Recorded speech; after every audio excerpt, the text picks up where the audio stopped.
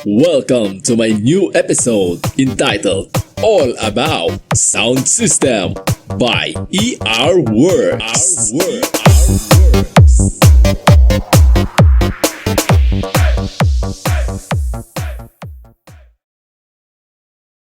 Module.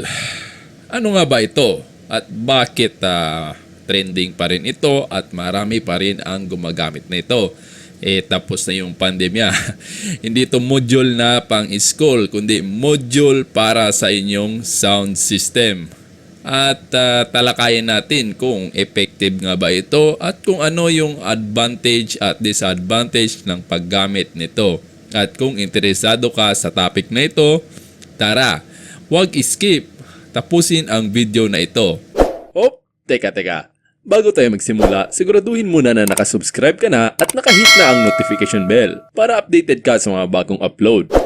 Paki-follow na din po ang aking FB page para kung sakaling may giveaway ako, kasali ka. Malay mo, ikaw pa makakuha. O diba, natuto ka na, nanalo ka pa. Welcome ulit mga boss sa isa na namang episode ng ER Talks. At ang pag-uusapan natin ngayon ay ang module.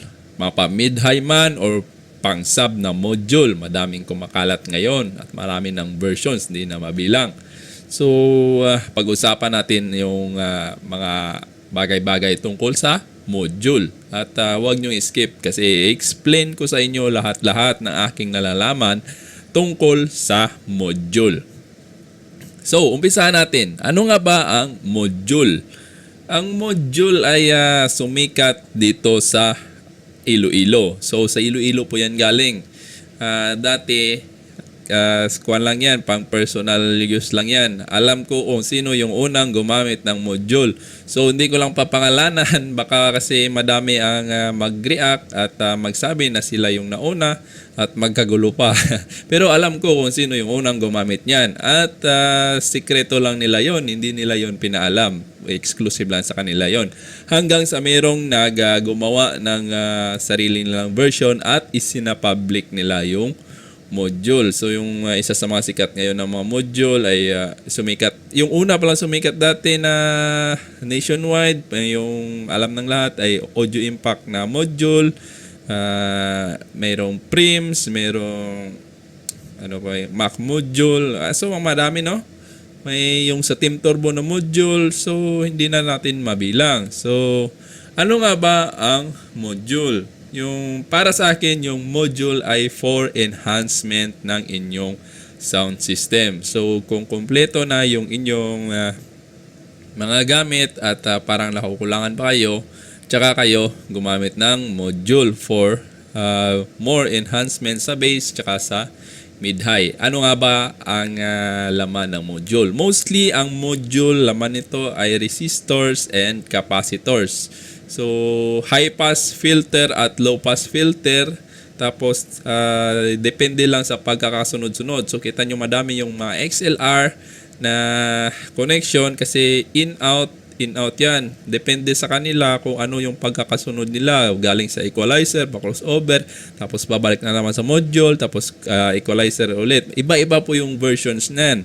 So, ngayon, mayroong dalawang klase ng module. Ito po ay passive tsaka active module. Ano nga ba yung passive? Yung passive module, hindi na kailangan ng power supply. Bale, yung nakalagay lang dyan, resistors at capacitors. Combination lang yan. Depende na yan sa style nila kung ano yung pagkakasunod-sunod. So, gumagamit yan ng mga tatlong crossover. Kung makikita nyo sa mga mobile at parametric at equalizer. Tapos, meron naman ngayong sumisikat na active module. Yung active module naman is meron siyang power supply. So, mostly ito ay parang pareho sa crossover circuit pero may iba siyang mga components na nag-i-enhance ng more on base itong si active module. Ewan ko lang kung meron ng mid-high niya version niyan. So marami din sumisikat nito kasi yung sa active module is more simpler yung pag-connect nito. So di na kailangan yung madaming processors. Yung active module kahit yung module lang, tapos kung ano yung existing mo na mga gamit ay yun na yun. Hindi mo na kailangan magdagdag, hindi mo na kailangan madami pang connections. So, ang tanong na nakararami, effective nga ba ang module? So, yan ang didiscuss natin. Para sa akin, magiging effective lang yung module pag yung gamit mo ay paano tawag nito? Kaya niyang i-handle yung kaya niyang i-handle yung enhancement. So, may room for enhancement pa yung gamit mo. For example, malalaki na yung wattage ng speaker mo. Makikita nyo sa Battlefield, almost the same lang yung mga gamit nila. Pero nagkakatalo sa pag-setup at sa module. Kasi more on enhancement na lang yung ginagawa ng module. Hindi po ito yung mismong nagpapalakas ng inyong sound system. Ang nagdadala pa rin dyan ay yung amplifier nyo at saka yung speaker nyo. Kahit gaano kaganda yung module mo, pero yung amplifier mo maliit lang yung wattage, saka yung speaker mo maliit lang din, wala masyadong pinagbago yan. So, depende pa rin po sa gamit ninyo. At kung nagtatanong kayo ng effective ba, opo, effective po talaga kasi yung circuit nito is more on nagpapataas ng gain ng ating mga processors. So, tumutulong ito sa ating gain structure ng ating sound system. So, gain staging ang diskarte nila dyan. So, depende din sa pagkakasunod-sunod ng mga processors. So, more on enhancement. So, tandaan nyo yan. Kahit gaano kaganda yung module na bilhin nyo, at nakadepende pa rin yan sa gamit nyo. So, depende na yan sa pagmekos-mekos ng technician at sa module na gamit nyo. Marami dyan naglapana. So, magta-try din tayo na gumawa niyan. So, sabi ko dati gagawa ko pero parang tinamad ako at hindi ako satisfied dun sa unang design ko. So, gagawa tayo ng yung ating prototype next na bakasyon. So, itetest ko mismo yan. So, gagawa na tayo ng ating battle unit.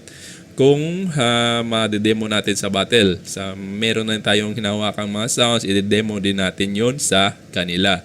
So, madami ng mga gumagawa din sa may Manila, pero ang sa Iloilo ay hindi pa nila talaga ma-perfect na gayahin kasi merong sikreto yung sa Iloilo. So, parang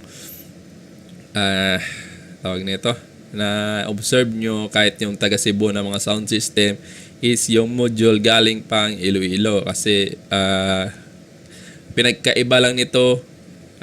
Madami na kasing experiment na pinagdaanan niya sa mga Iloilo kasi almost every week may battle. Kaya pag nalaman nila na parang may kulang pa, another battle, i-revise na naman.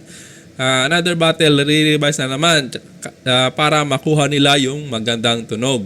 Yun yung pinagkaiba kung bibili kayo sa Iloilo at bibili kayo sa mga Manila, wala lamang masyadong battle doon. Kaya mas advantage po talaga yung module galing Iloilo kasi sinusubok po yan sa actual, sa battle. Marami po yung katabi na kung may mga ibang module. So, pinagko-compare nila yan, actual.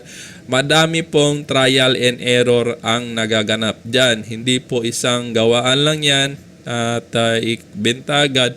Madami din pong puyatan. Madami din pong mga oras ang sinayang ng technician dyan. Kaya medyo may kamahalan po talaga yung module galing Iloilo kumpara sa iba. So, wag natin i-compare yung galing sa Iloilo. Bakit ang mahal-mahal kumpara sa mga gawang Manila or sa ibang lugar? Kasi yung binabayaran nyo dyan, yung experience at yung tawag nito, yung kanilang pagod at puyat sa pag-explore sa paggawa ng bago nila ma-perfect ito. So, yun no, nasabi ko na kung effective talaga sa effective. So, depende pa rin sa gamit ninyo. Pang enhancement, more on enhancement lang yung module. So, wag kayong mag-rely sa module sa pagpapalakas ng inyong sound system. So, meron tayong video dyan kung ano pa yung ibang factors na dapat nyo i-consider sa pagpapalakas ng sound system. Kung hindi nyo pa napapanood, panoorin nyo lang. So, huli na yung module. Di ko na-include yung module doon kasi yung module is your last option. Kung napalakas nyo na lahat yung gamit nyo at parang nakukulangan pa kayo, saka kayo bumili ng module. Wala namang masama po sa pagmo-module. So, for ang module is intended for battle use. Kung mga pang-service lang gaya ko, hindi na ako gumagamit ng module kasi yung module is for me masyado nang ini-enhance yung gain para malapit na siya sa overdrive, especially sa bass. Pinipiga niya talaga yung lahat ng kaya pang ilabas ng inyong system. So hindi naman yan kailangan sa mga events. Sa mga events kasi mga chill music lang. So di na yan kailangan. Sa mga pangbahay, di naman din kailangan yan. Pero kung gusto mo talaga, ay depende naman sa iyo yun. Kung may kapitbahay ka dyan na galit ka sa kanya at gusto mo mas malakas yung sa'yo, pwede din naman. Basta wala lang magagalit. So, yun yung conclusion ko para sa module. Wala man ako sinasabi na yung module hindi effective. Effective naman talaga. May enhancement talaga siya. So, sa mga nagsasabi na yung module wala namang effect, depende pa rin yan sa paggamit mo eh. Pag bumili ka ng module, halimbawa bumili ka ng module sa Iloilo tapos ginamit mo sa inyo, hindi mo naman ginamit ng tama. Wala pa rin wala pa rin talagang effect 'yon sa sound system mo. So, nakadepende pa rin po sa inyo yun. So, kapag makakompleto na natin yung ating module, i-demo ko for actual kung ano talaga yung pinagkaiba ng may module kaysa sa wala.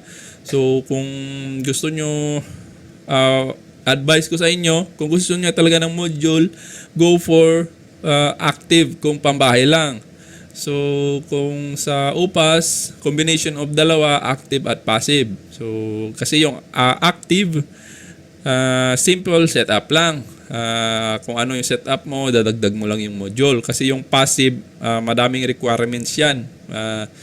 Kailangan mo ng 3 crossover, kailangan mo pa ng parametric. So, madami ka pang ibabaguhin sa inyong setup. Hindi tulad sa active na as is na yung setup nyo.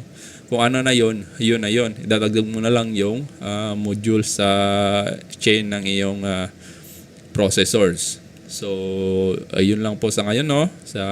Kung may disclaimer ko po ulit, kung may mali man ako nasabi, feel free to correct me kasi tao lang po tayo, nagkakamali din. At tumatanggap tayo ng payo at mga correction galing sa mga mas magagaling pa sa atin kasi hindi naman tayo pinakamagaling sa lahat. So, matanggap pa tayo ng mga idea galing sa iba. So, yun lang po, no? Maraming salamat sa suporta sa aking munting YouTube channel. God bless po sa ating lahat.